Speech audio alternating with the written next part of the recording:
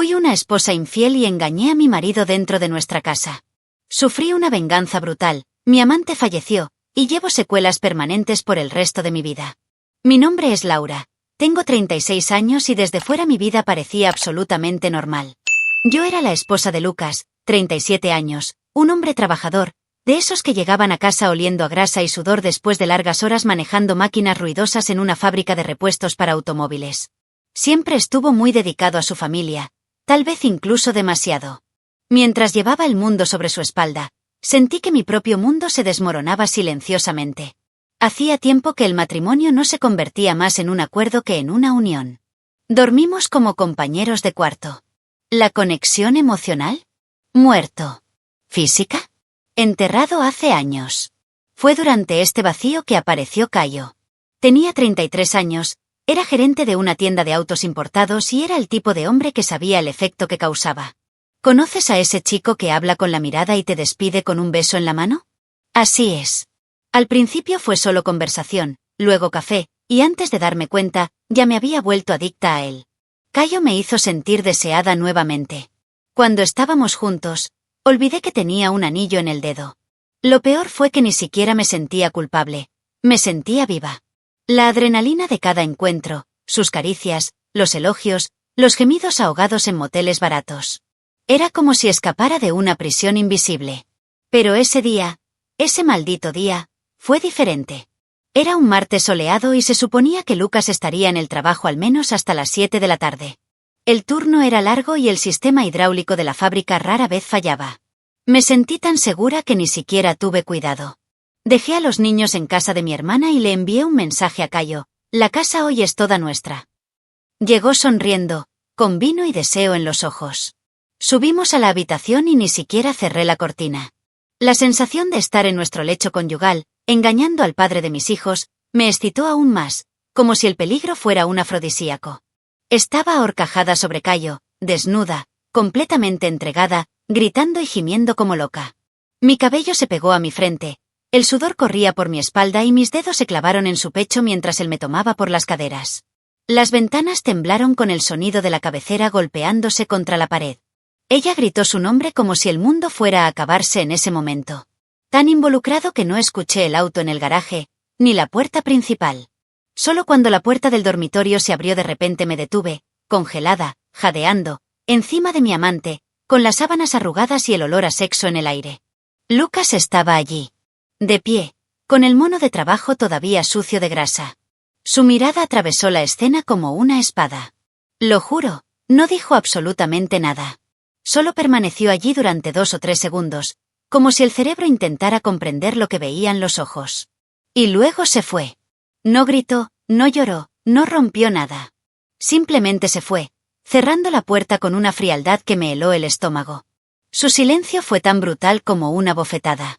Era como si su furia hubiera estado escondida en alguna cueva oscura, esperando el momento adecuado para salir. Me quedé allí unos segundos, en shock, tratando de entender lo que acababa de pasar. Cayo también se quedó helado, sin saber si vestirse o intentar decir algo. Pero no se dijo nada. La tensión en el aire era asfixiante. Lo último que vi antes de bajar para cerrar la puerta fue nuestro marco de fotos de boda de lado sobre la cómoda. Y en ese momento, aunque mi cuerpo todavía palpitaba de placer, mi corazón empezó a latir más rápido, pero no era amor. Fue miedo. Porque allí, en ese frío silencio, Lucas me mostró que algo había cambiado. Y no sería poca cosa. No pasó mucho tiempo antes de que regresara. Creo que en menos de media hora, Lucas estaba sentado en el sofá del salón, inmóvil, como si se hubiera desconectado de su propio cuerpo.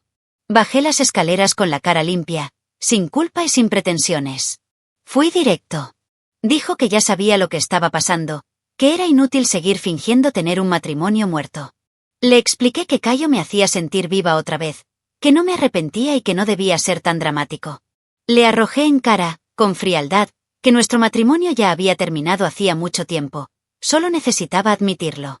Y sí, fui lo suficientemente cruel como para decir que Cayo era mejor que él en todo. Incluso en la cama. Él no respondió. Él simplemente me miró con un vacío que era más incómodo que un grito. Pero aún así, Lucas se quedó. En silencio, subió las escaleras, cogió algo de ropa y bajó a la habitación de invitados. No discutió, no cuestionó, no suplicó. Más tarde descubrí que aceptó la situación por nuestros hijos. No quería que presenciaran un divorcio turbulento. No quería peleas ni escándalos. La convivencia forzada fue la forma que encontró para proteger lo que quedaba de estabilidad en la mente de los niños. Y yo, cegado por mi ego, pensé que era su misión. Que simplemente había dejado de luchar. Durante los días siguientes, Lucas se convirtió en una sombra en la casa. Se despertó temprano, se fue a trabajar y cuando regresó apenas me miró a la cara. Incluso evitó compartir la misma comida conmigo. Pero él nunca se quejó. Nunca confrontado. Empecé a sentirme demasiado cómodo. Cayo empezó a visitar la casa con mayor libertad, y yo ya no escondía nada. Para mí, Lucas fue solo un obstáculo silencioso. Una presencia tolerada. Si quería irse, que así fuera. Pero se quedó. Yo miré. Y, como descubrí más tarde, calculé. Pensé que tenía el control. Los niños estaban bien, la rutina siguió con normalidad y Cayo me trató como a una reina. Lucas, por otro lado, parecía cada vez más ausente, pero nunca completamente fuera de escena.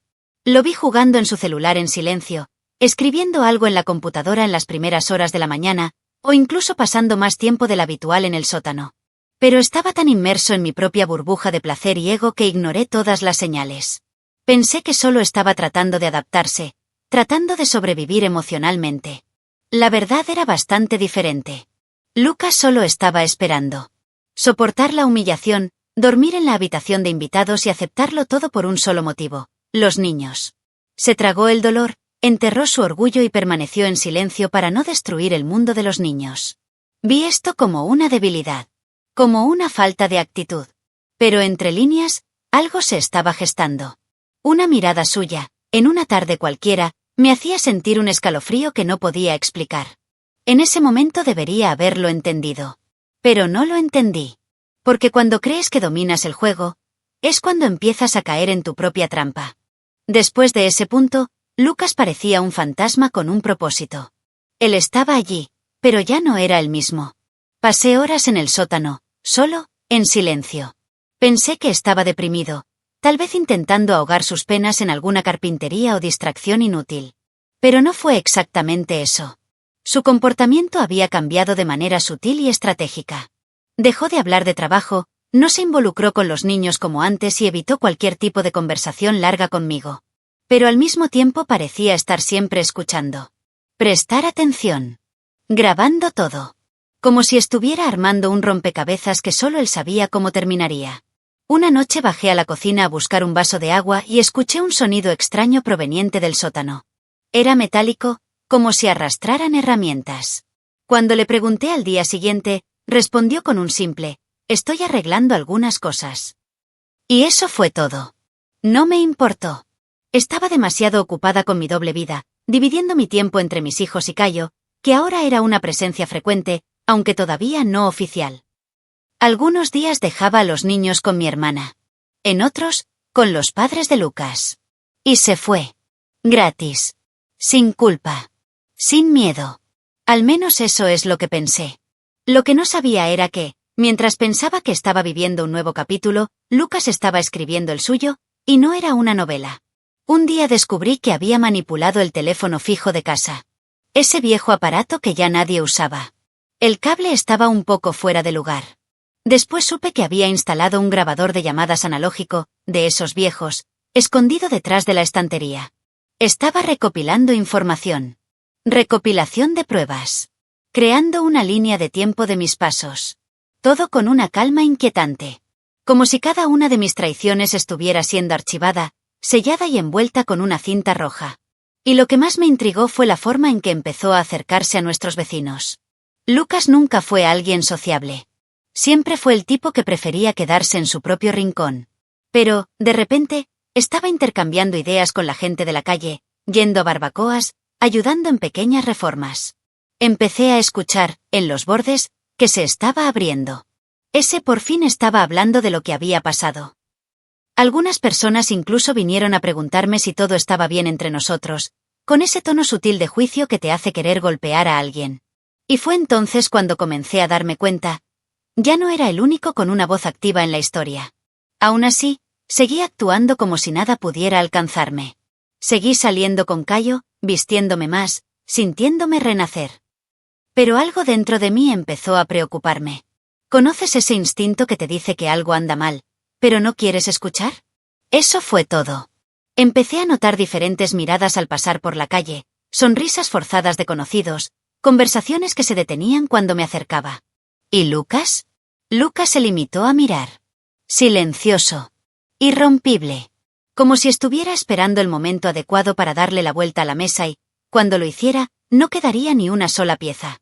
Lucas siempre ha sido un tipo de hombre reservado. En el trabajo, no era alguien que se hiciera amigo de todos, pero era respetado. Cumplió su turno sin quejarse, entregó todo a tiempo y evitó los chismes. Así que fue una sorpresa cuando empezó a abrir la boca allí mismo. Como descubrí más tarde, le contó toda la historia a un colega de fábrica llamado Rodrigo, uno de esos tipos a los que todo el mundo escucha porque lo ha visto y experimentado todo. Rodrigo, en lugar de limitarse a escuchar, se lo contó a otra persona.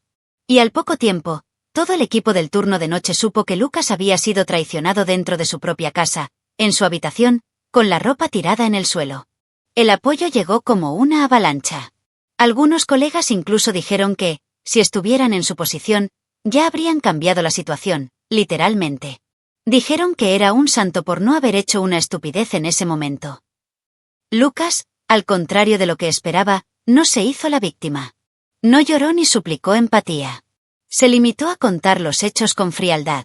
Dijo que se quedó en la habitación de invitados por sus hijos, pero eso no significaba que iba a aceptar la humillación en silencio. Su tono era sereno, pero ya había algo nuevo en sus ojos, ira contenida. Una energía silenciosa que se acumulaba en su interior como una olla a presión. Fue entonces cuando las ideas empezaron a surgir. Uno más absurdo que el otro. Uno de los chicos de la fábrica sugirió que pusiera pegamento en el volante del auto de Cayo. Otro habló de llenar su coche con pescado podrido y dejarlo al sol. Pero hubo uno en particular que destacó, un tal Rata, tornero, lleno de tatuajes y con cara de alguien que ya había pasado por algún problema grave. Sugirió, píntalo de rosa. Todo su cuerpo. Átalo a una silla y déjalo expuesto en el escaparate. Será un espectáculo. Los demás se rieron, pero Lucas solo levantó una ceja. No fue una burla. Fue consideración. Lucas escuchó cada idea como si estuviera tomando notas mentales. No respondió ni sí ni no. Él solo sonrió a medias y continuó trabajando. A partir de entonces algo cambió. Se volvió más concentrado. Más preciso. Como si estuviera preparando algo. Llegó a tiempo, se fue a tiempo, pero claramente su cabeza estaba en otra parte. Todavía no tenía idea de que estaba diseñando algo real. Para mí, él simplemente estaba digiriendo el dolor de su matrimonio y tratando de adaptarse. Pero, por las conversaciones que escuché después, él ya estaba empezando a armar lo que sería la lección definitiva. La venganza, para él, no fue solo un alivio emocional. Era una cuestión de justicia personal. Mientras tanto, yo permanecí en mi burbuja, pensando que todo estaba resuelto, que se había resignado. Incluso le comenté a Cayo cómo Lucas casi se estaba convirtiendo en compañero de cuarto. Nos reímos. Bromeamos diciendo que debía haber estado arreglando otro caso adicional. No sabía que mientras yo reía a sus espaldas, Lucas se afilaba sus propias garras. Y la fábrica, ese lugar gris y grasiento, se había convertido en la cuna de su revuelta. Un ejército silencioso de colegas dispuestos a apoyar cualquier locura que quisiera hacer. No tenía idea de lo que vendría. Fue un viernes por la noche cuando sucedió todo. Por supuesto, no lo sabía en ese momento.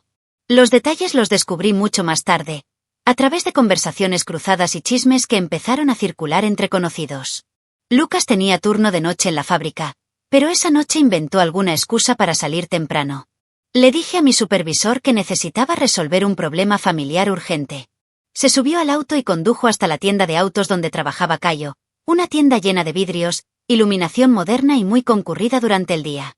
Pero en ese momento todo estaba oscuro.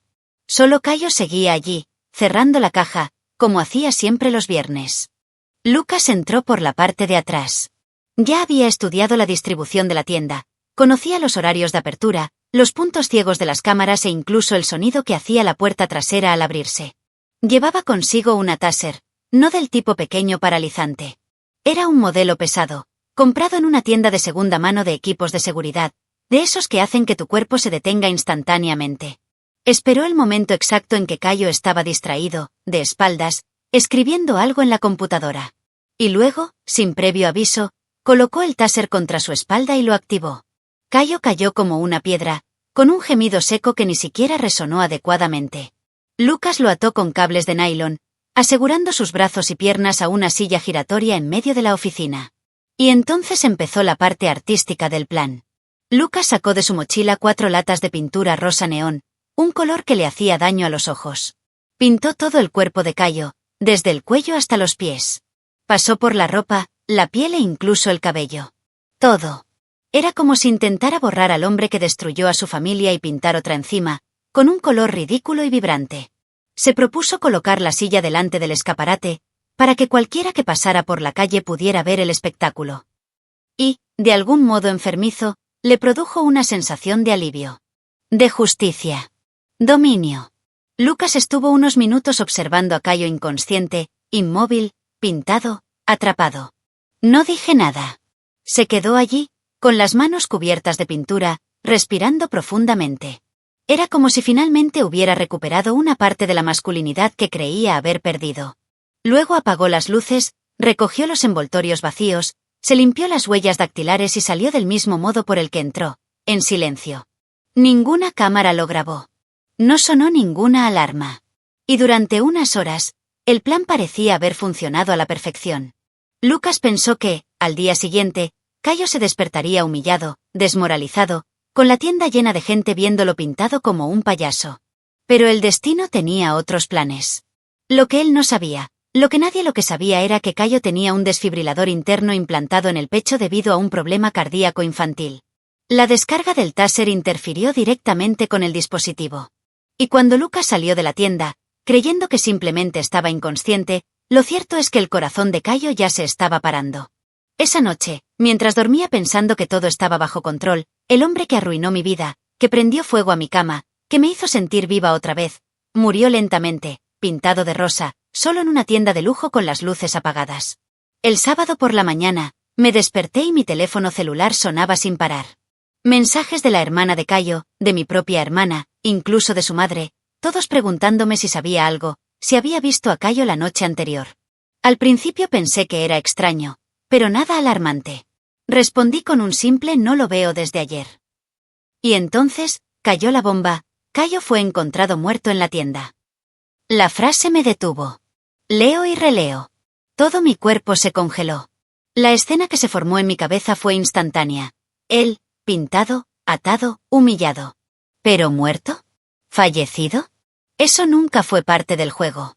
Fui a casa de su hermana y allí estaba ella, llorando, fuera de control, repitiendo que lo encontró un empleado esa mañana. Dijo que todas las ventanas estaban cubiertas de vapor, como si alguien hubiera tratado de ocultar lo que había dentro. Su cuerpo todavía estaba en la silla, con los cables de nylon marcando sus brazos y el tinte rosa aún fresco en su cabello. Lo primero que me vino a la mente fue, Lucas. No tenía pruebas, pero no las necesitaba. Lo sabía. En el fondo, algo en mí ya vaticinaba que su calma era la antesala de algo extremo. Pero saber no es lo mismo que probar. No tenía forma de conectar a Lucas directamente con la escena. Tenía una coartada. Estuvo registrado en el sistema de la fábrica hasta cierto tiempo y luego nadie volvió a verlo. Ninguna cámara externa captó la entrada por la puerta trasera y la tienda no tenía monitoreo interno ya que Cayo había ordenado que las cámaras se apagaran por mantenimiento. Fue un golpe maestro y lo sabía. El detective que investigaba el caso me habló como si fuera una viuda más de un pobre amante. No sospeché nada. Pero dentro de mí, la certeza pesaba más que cualquier dolor. Lucas, por otro lado, pareció aliviado. Su postura cambió por completo. No lloró, no mostró miedo, no me enfrentó. Se limitaba a observar todo con una irritante serenidad. Cuando intenté iniciar una conversación y hacerle preguntas sutiles, él fue tajante, es una pena lo que le pasó a tu novio. Me miró con esa media sonrisa en la comisura de su boca y salió de la habitación. Allí estuve absolutamente seguro de que él lo sabía. Que él tenía hecho. Pero ¿cómo probar esto? ¿Cómo acusar a un hombre que nunca se emocionaba, que siempre actuaba con calma y que ahora parecía estar varios pasos por delante?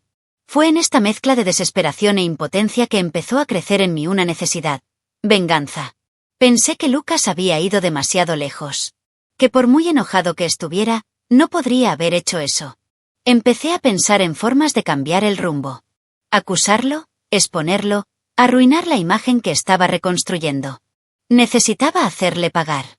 Pero, por supuesto, con mis propias manos limpias. Y fue en este deseo ciego de justicia personal que planté la siguiente semilla, una semilla que, en lugar de florecer, pudriría todo a mi alrededor.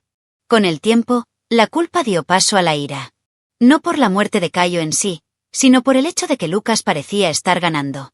Caminó por la casa con un aire de silenciosa superioridad, como si supiera que había cambiado la situación. Y eso me carcomía. Necesitaba hacer algo. No podía dejar que se saliera con la suya, especialmente después de quitarme a Caio de una manera tan cobarde. Fue entonces cuando tuve una idea, distorsionada, sí, pero lógica en mi cabeza. Si no podía probar lo que hizo, entonces lo haría parecer culpable. De algo más. Cualquier cosa. Solo necesitaba dar el gatillo correcto. Hablé con Diego, un viejo conocido, no precisamente digno de confianza, pero dispuesto. Planeamos simular un allanamiento de morada. La idea era simple. Diego entraría por la parte de atrás, derribando suavemente la puerta y plantando pruebas en el sótano. Una camisa con salpicaduras de pintura rosa, un par de guantes desechables e incluso un paquete de taser que conseguí en un sitio web desconocido. Todo lo encontraría accidentalmente y lo entregaría a la policía como una pista que cayera en mi regazo. El plan era estúpido, pero en mi mente herida parecía una genialidad. Solo que no conté con un detalle. Lucas ya estaba esperando. La noche del plan, Diego subió al porche trasero como estaba acordado, pero antes de llegar a la ventana escuchó 2 disparos. No con dulces, sino con sal de roca. Lucas estaba allí, al acecho, armado con la escopeta de su padre. El primer disparo alcanzó a Diego en la espalda, el segundo le rozó la pierna. Cayó del balcón gritando, luchando contra el suelo de piedra como si estuviera en llamas. Corrí escaleras abajo, presa del pánico, pero cuando vi a Lucas parado en la puerta, con el arma bajada y esa mirada tranquila y cínica, lo supe de inmediato. Él sabía todo. ¿Lo peor? Ya había llamado a la policía antes del primer disparo. El vehículo llegó en menos de 5 minutos. Uno de los detectives ya conocía a Lucas por otros viejos incidentes, y tras escuchar la historia, ni siquiera dudó. En defensa propia, dijo, casi con una pizca de orgullo. Diego fue llevado al hospital bajo custodia. ¿Y yo? Intenté inventar que no sabía nada. Pero el historial de llamadas, los mensajes intercambiados y hasta el GPS de su celular delataron la trama. Me llevaron a declarar, pero ya era demasiado tarde. Había cruzado una línea que ya no podía deshacer. ¿Y Lucas? Lucas simplemente me dio esa misma sonrisa fría, como alguien que mira una obra de teatro y ya sabe el final. Fue en ese momento que me di cuenta. Él nunca perdió el control. Simplemente esperó el momento adecuado para usarlo. Cada uno de mis pasos, cada intento de manipulación, cada mentira, él ya lo había anticipado todo. Y ahora, no solo había perdido a Caio, sino que también tenía un pie en el abismo. Porque cuando intentas derrotar a alguien más inteligente, más paciente y más herido que tú, será mejor que te asegures de poder hacer el trabajo. Y claramente no pude. A partir de ese momento Lucas dejó de ser una sombra y se convirtió en tormenta. La fachada tranquila ha desaparecido. En su lugar llegó alguien metódico, despiadado y terriblemente eficiente. La primera estafa fue práctica. Vendió mi coche sin consultarme. Todavía estaba a su nombre, así que ni siquiera tuve que firmarlo. El segundo llegó poco después. Canceló todas mis tarjetas de crédito y débito, bloqueó mi acceso al banco y cambió las contraseñas de nuestro wifi, Netflix, todo. Incluso cambió la contraseña del celular de los niños. El mensaje era claro. Tú no estás a cargo de nada más. Estaba dentro de mi propia casa, pero era como si estuviera en un campo de prisioneros. Intenté discutir. Fui a la habitación de invitados, que ahora era mi habitación, y llamó a su puerta. Lo abrió, me miró de arriba abajo y dijo, cualquier ropa que saques de este armario irá directamente a la basura. Y me cerró la puerta en la cara. Después de eso ya no me dejó cocinar. Dijo que no confiaba en la comida que le preparaba. Empecé a comer lo que sobraba de los platos de los niños, o cualquier snack que pudiera comprar con el poquito de dinero escondido. Me redujo a lo esencial. No más palabras, ningún gesto de misericordia. Pero lo peor aún estaba por llegar. Me denunció. Entregó todos los mensajes con Diego, los audios, las pruebas de que intenté fingir una invasión para incriminarlo. Y cuando la policía apareció con la orden judicial, sentí que estaba viviendo una pesadilla de la que no podía despertar. Fui juzgado y condenado por intento de incriminación y obstrucción de la justicia. 2 años de prisión. Yo, que antes me creía inteligente, libre, en control de la situación, ahora era solo una mujer acurrucada en un asiento de coche, con las manos esposadas y mi nombre impreso en un atestado policial. La prisión es un lugar donde hasta el eco parece querer escapar. Cuando me pusieron en esa celda por primera vez, sentí que algo dentro de mí se rompía. Allí me conocían incluso antes de entrar.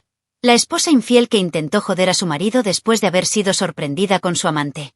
La historia se difundió más rápido que los piojos en un dormitorio escolar. Los demás reclusos me miraron como si fuera basura reciclable. Y no pasó mucho tiempo hasta que llegó la primera agresión.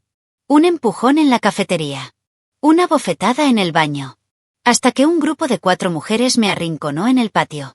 Me golpearon tanto que ni siquiera recuerdo el sonido de la última patada. Lo único que sé es que me desperté en el suelo de la enfermería, con un dolor punzante en el lado izquierdo de la cara y la visión borrosa. El médico de la prisión fue tajante. Había perdido completamente la visión del ojo izquierdo. El globo ocular sufrió daños irreversibles. Vas a vivir con esto por el resto de tu vida, dijo, como advirtiendo que se acabaría el agua. Además del ojo, me fracturé 4 costillas. Apenas pude respirar adecuadamente durante las siguientes semanas. Sentarse, acostarse, toser, todo era un castigo. Me pusieron en observación durante unos días, pero pronto me volvieron a meter en la celda, como si nada hubiera pasado.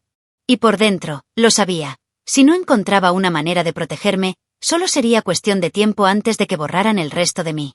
Fue entonces cuando llegaron los guardias. 3 hombres, de uniforme. Así que usé todo mi encanto para seducirlos a cambio de protección. Uno de ellos, conocido como Braga, me ofreció una opción. ¿Quieres protección? Ya sabes cómo funciona. Y lo supe.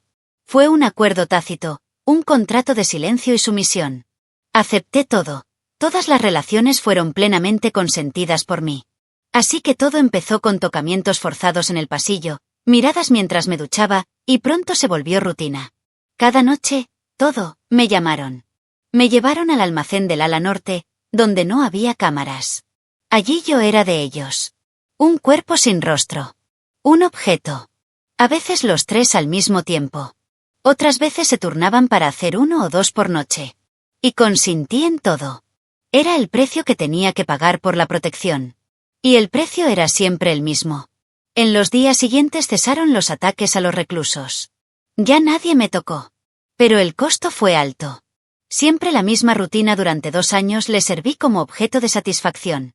Algunas noches intenté fantasear con algo para intentar disfrutar de alguna manera la relación, a veces lo lograba, pero la mayoría de las veces simplemente cumplía con mi papel en el acuerdo. Me estaba desmoronando por dentro, una pieza a la vez. La mujer que engañaba, que gritaba de placer por otro hombre, ya no existía. Todo lo que quedó fue silencio, vergüenza y el recordatorio constante de que cada segundo que pasaba era culpa mía. Lucas había ganado. Y ahora era yo quien pedía clemencia todas las noches, y no la obtenía. Cuando terminaron mis 2 años, salí por la puerta principal, pero con el cuerpo y el alma destrozados. Los guardias ni siquiera se despidieron. Me miraron con el mismo desprecio indiferente de siempre, como si nunca hubiera sido más que una bolsa desechable de carne. Y el mundo exterior parecía otro planeta. Tuve que reaprender a caminar con equilibrio debido a la pérdida de visión. Tuve que lidiar con dolores crónicos en las costillas, que nunca sanaron adecuadamente. Pero nada, absolutamente nada, dolía más que saber que Lucas estaba ahí fuera, libre, completo y, peor aún, en ascenso. Mientras que yo era solo los escombros de alguien que pensaba que podía jugar con el destino y salirse con la suya. Mientras yo me pudría por dentro en ese infierno, Lucas florecía. Fue como si, en el momento en que los barrotes se cerraron detrás de mí, se le hubiera abierto una nueva puerta.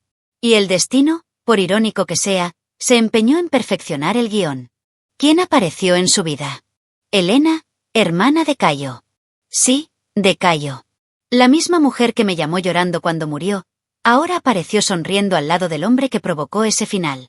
Heredó la tienda de autos de lujo y, sin experiencia gerencial, buscaba a alguien de confianza. Alguien que entendiera de máquinas, de logística, de responsabilidad. ¿Y adivina a quién eligió? Lucas comenzó como gerente de tienda. Incluso sin una formación formal, tenía algo que nadie más tenía: concentración, disciplina y el tipo de frialdad que lo hacía imbatible en las negociaciones. Poco a poco el equipo fue ganando. Incluso los antiguos compañeros de Cayo empezaron a respetarlo. ¿Y Elena? Empezó a invitarlo a cenas, almuerzos familiares, paseos con los niños. Compartir. Los mismos niños que ya casi nunca veía, ya que los trabajadores sociales monitoreaban mi presencia cerca de ellos desde lejos. Ver todo esto sucediendo desde el interior de la prisión me hizo sentir como si estuviera viendo mi propia vida siendo vivida por otra persona. Una mejor versión. Sin mí. La tienda prosperó con Lucas al mando. Nuevas asociaciones, eventos de lujo e incluso artículos en una revista local. Era él quien estaba en la cima. Fue llamado un hombre de superación. Incluso vi un artículo que decía: después de años de dolor, Lucas encontró la paz en el trabajo y el amor. Amar. Eso me atragantó. Porque sabía exactamente lo que vendría después. Los rumores comenzaron con mensajes sueltos. Luego vino la confirmación: estaban saliendo. Primero discretamente, luego públicamente. Elena y Lucas. El hombre al que engañé y la hermana del hombre con el que engañé. Como si todo hubiera sido orquestado por las manos del propio destino para aplastarme poco a poco. ¿Y él? Ni siquiera se molestó en ocultarlo. Envió una foto de los niños en un picnic con ella. Todos sonriendo. Todos felices. Como si ese fuera el plan desde el principio. Pensé que solo buscaba estabilidad. Pero no, él estaba reconstruyendo todo sin mí y peor. Reconstruir mejor. El hombre al que degradé, humillé y expulsé de nuestra habitación ahora era admirado, amado y rodeado de todo lo que pensé que tendría con Cayo. Yo, en cambio, estaba fuera. Lejos.